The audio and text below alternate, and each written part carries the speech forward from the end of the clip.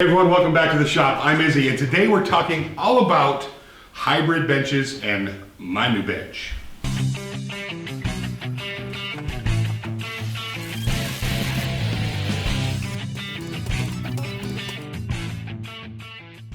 So when it comes to benches, everybody's got an opinion, and that's cool because every bench should be a little bit different to kind of match that person's workflow or work habits.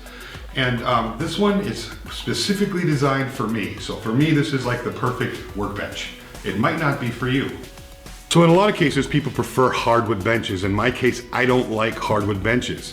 Whenever I'm chiseling or hammering on something, it feels like it kind of reverberates into my arm. A lot like using a hammer that doesn't have, you know, the thing. Shit. Anti-vibration. So in this case, this bench is almost entirely made out of plywood. 7 sheets of plywood, in fact. And I cut it out on the CNC machine. A few months ago, I got a hold of CNC router parts and asked them, begged them, did a sachet, cartwheels, and a couple flips, and asked to see if we could work out a deal on a large form 4x8 CNC machine. And they were gracious enough to send me their 4x8 Pro machine, and you'll be seeing this in upcoming videos. So we worked out an old-fashioned horse trading deal where they'd send the machine, and over the course of a year, I would do some really cool projects and some fun videos with their CNC. And what better way to start out with a workbench? So since this is all made out of plywood, it really just made sense to design it in SketchUp and then cut the whole thing out on the CNC, which is really cool because now I'm basically able just to kind of put this together like, you know, an erector set. Now I am using elements of the Ron Polk bench, as you can see, for the torsion system, so you know I can pass things through, got lots of storage under the bench, and in this case I made mine 12 inches tall, so there's a lot of storage underneath the bench.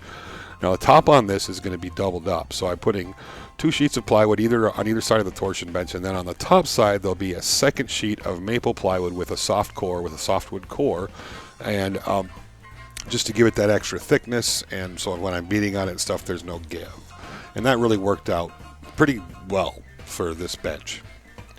Now I am putting 2 vices on the bench. I'm putting a face vise on it and I'm putting a buck vise on it, and I'll explain more of that here in the very near future. I was one of the very fortunate people to receive one of Andy Klein's twin turbo gear vices, and I'll show you that here in a bit.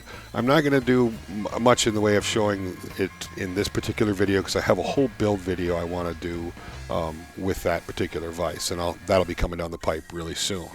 So after getting all the parts made and putting the legs together, Mike and I just hammered out the bench, just kind of doing all the little fiddly stuff, putting it together, making sure everything is nice and square. And in this case, I also did plywood legs because I want the legs to be hollow so I can run air and electricity through them at some point. So in this case, I'm one of the lucky few that has Andy Klein's twin turbo bench vise. And this thing is awesome, and I'm super proud to have it on this bench. When you're building a bench, I see one thing particularly more than others, and that's that the legs of the bench sometimes are proud of the face of the bench, and really you want that to be flush on workbenches, along with the top to be flush with the face of it. That way you can use it for a clamp or a vise like this, or you also can use it for a clamping surface for vertical positions. So this has a ton of storage underneath, a lot like the Ron Polk bench, or copied after the Ron Polk bench. And having this frame under here gives me the opportunity to use it as a torsion system to have a nice flat top. So on the top of the bench, I've got 2 pieces of plywood, and I stained it dark because in video work I want to have something that contrasts with the material that I use, and a lot of the material I use is a light color. Really not 100% necessary, but it looks better for video. This side I have a couple of adjustable, whatever you call them, with pegs in them, so I can adjust the height on here. And if I want to work on a board in the vertical position, I can just put them on here, I can buck it into the chalet and do some planing work. But let's say I have something like this.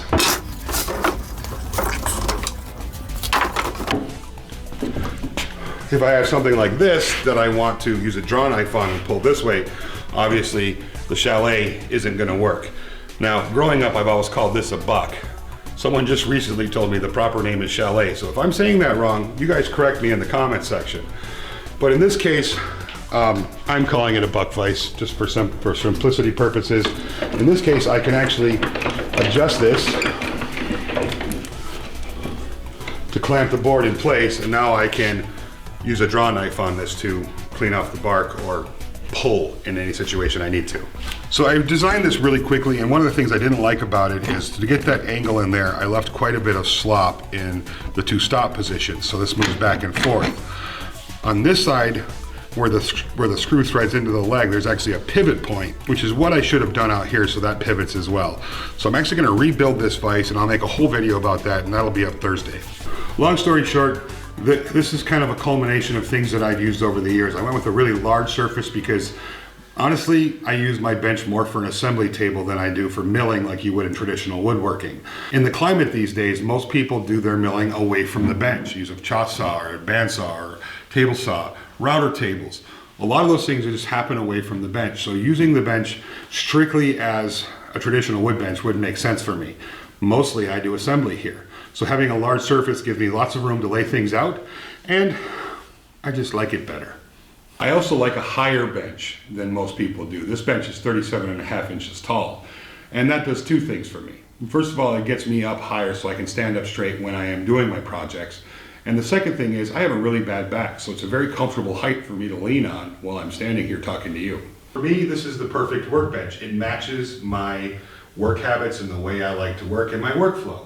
And that's really what it's all about. It's not about building a Rubo bench or some other fancy bench. It's what works for you. Now, if you're more of a traditional woodworker, by all means, those will work for you.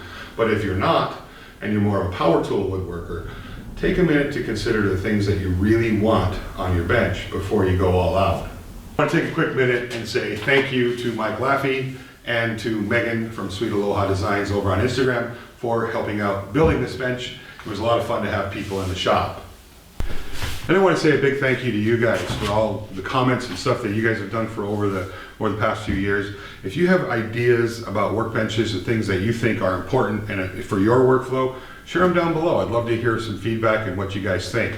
Now, this workbench isn't quite done yet. We still have to put a bottom on it.